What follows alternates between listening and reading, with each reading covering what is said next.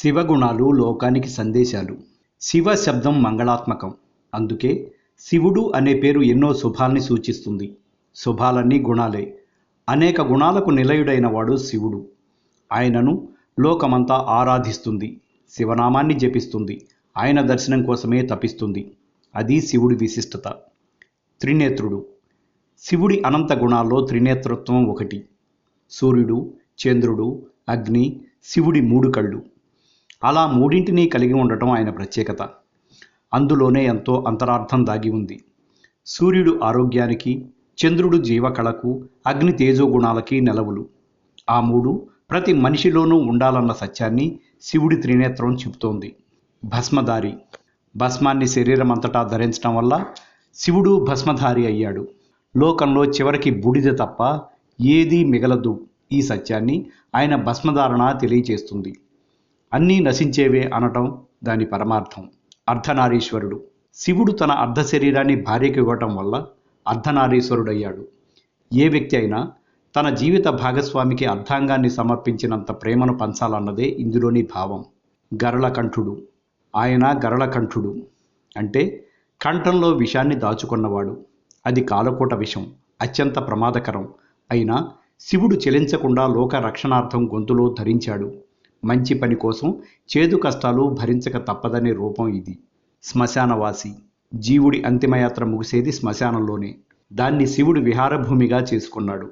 పుట్టిన ప్రతి ప్రాణి ఏదో ఒకనాటికి అక్కడికి చేరక తప్పదన్న జీవన సత్యానికి అది సూచిక. గంగాధరుడు. నిరంతరం ప్రవహించే స్వచ్ఛ నది గంగా. ఆ గంగనే తలపై ధరించిన గంగాధరుడు స్వచ్ఛతకు ప్రతిరూపం. ఎవరికైనా నీటితోనే పరిశుభ్రత, పవిత్రత లభిస్తాయి. శివుడి గంగాధరతత్వం మానవాళికి మార్గదర్శకత్వం. చంద్రశేఖరుడు. చంద్రశేఖరుడు అంటే తలపై చంద్రుణ్ణి ధరించినవాడు శివుడు. శరీరంలో అగ్రభాగం శిరస్సు. అది అన్ని కళలతో ప్రకాశిస్తేనే జీవితం వెలుగుతుందని అంతరార్థం. నందివాహనధారి. శివుడు నందివాహనుడు. నంది అంటే ఆనందింపజేసేది. వాహనం ఆనందాన్ని కలిగించాలని, జీవనయాత్రను సుఖవంతం చేయాలని సూచిస్తోంది ఆ నంది. సర్పహారి. శివుడు సర్పహారి అంటే పామును మెడలో వేసుకునేవాడు. గడ్డు పరిస్థితులు ఎదురైనా మనిషి వాటిని అధిగమించాలని సర్పాన్ని మెడలో వేసుకున్నట్లు ఉండాలే కానీ భయపడి పారిపోకూడదని నాగాభరణత్వం తెలియజేస్తుంది. నటరాజు. శివుడు తాండవ ప్రియుడు. జీవితం ఒక రంగస్థలం, దానిపై నిత్యం ఆనందంగా ఆడుకోవాలని సూచిస్తాడాయన.